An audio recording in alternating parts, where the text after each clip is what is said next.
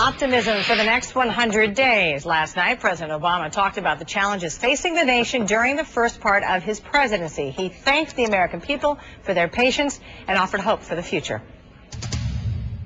We have a lot of work left to do. It's work that will take time and it will take effort.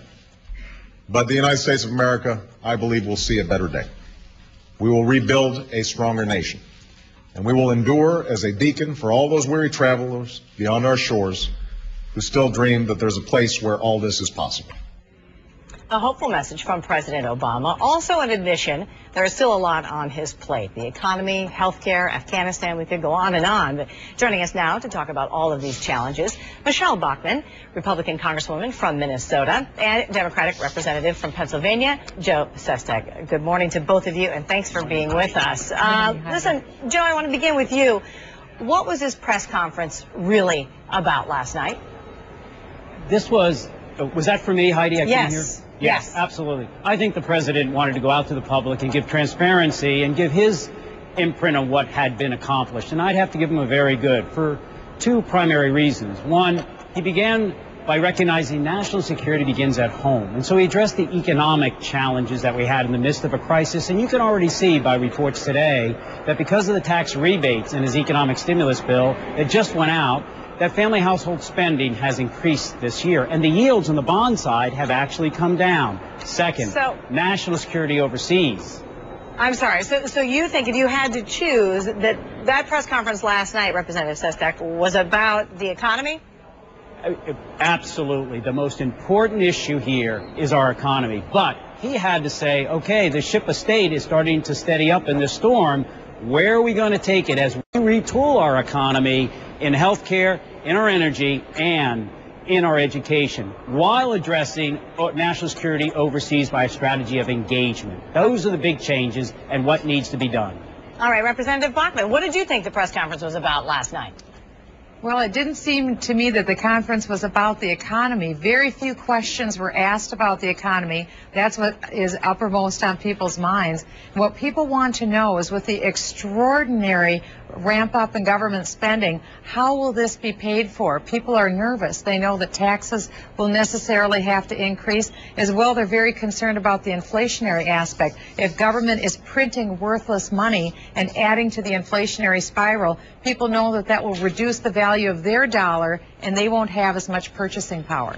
You know, I do have to say, this is the third primetime press conference in his first 100 days. Is this the media just saying, okay, Mr. President, you want to come on television during prime time? Sure, no problem. Or is this a president who is really liking to hear himself talk? Or is this a president who is trying to reassure the American people in really tough economic times? Representative Sestak? Yes, I absolutely believe, and when I worked at the White House with President Clinton as Director of Defense Policy as a Navy captain, Tony Lake said, whenever you're speaking to the press, it's very important because you're actually making policy because the public gets to know what we're doing. I think from fireside chats in Franklin Delano Roosevelt's time till today, that is very important. And also to what Michelle said, a very good point.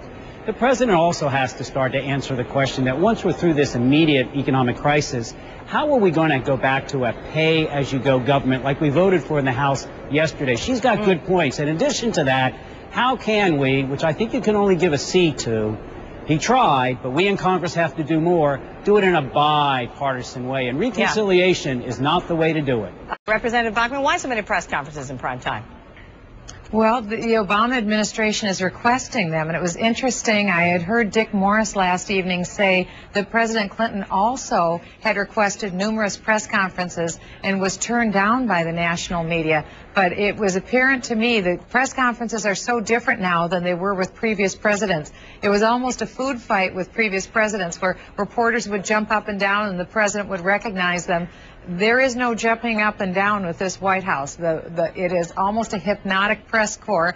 They're all very staid, and as they are seated, the president has a pre-approved list of people that he calls on. They ask him questions, and they don't seem to be terribly hard questions. I'd really like to see the media do a side-by-side comparison of questions asked of the last administration versus last evening. I think it'd be an interesting comparison. It probably would be. Obviously, the White House does not pick the questions. They pick the representatives of the media, which network to go to. Quickly, I want to go ahead and listen to some sound, some specific sound last night about what could be coming next in this presidency.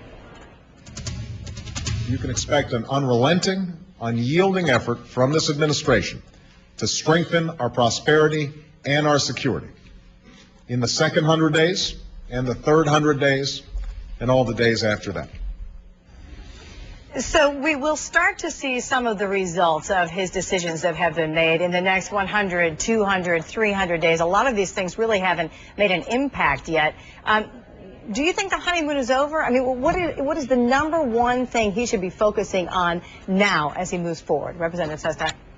Yes, I do think now the rubber is going to meet the road. We knew, every economist of the middle said we've got to address their economic security. We've done that. But now how do we retool that economy as we go forward? And that's why I emphasize bipartisanship as we go forward. Healthcare costs $100 billion every year in lost economic productivity because of the 46 million Americans uninsured. How can we work with Michelle from my side to get healthcare to cover everyone so we're more economically viable? That's why he said more secure, health security, and more prosperous. They go together, and that's just one example. You've got to go to energy, and you've got to go to education, because it's now retooling us to compete with China, who's going to grow 6.8% GDP this year as we go down about 4%. Representative Bachmann, is that true? Have we reached economic security? Can the Republicans work with the Democrats? Well, there's no question that both Republicans and Democrats are anxious to work together. We would have loved to have worked with them the first 100 days. However, President Obama wasn't interested in having Republican input, and that was very clear. Hopefully that will change now going forward. But I think what I'm very concerned about, Heidi, are the moral implications that are at stake in our country with finances. Will we completely reject free market economics? And that's a real concern, because the policies so far are rejecting free markets, and it's choosing to tax ever more increasing numbers of a minority to expand expenses and to expand gifts that are given to a majority. And I think we can't overlook the moral implications of the debt load that we are putting on 19 and 20-year-olds. 19 and 20-year-olds right now will have to be paying this debt burden. So there's a tremendous moral implication for spending money today to obligate young people in the future. And I'm very concerned about that. All right. Well, we will all be watching very closely, obviously. And I thought it was a very civilized discussion from the two of you. We'd love to have you come back again. Representative Michelle Bachmann from Minnesota and Representative Joseph Sestak out of Pennsylvania. Thanks to the both of you. Michelle. Welcome now to one of the largest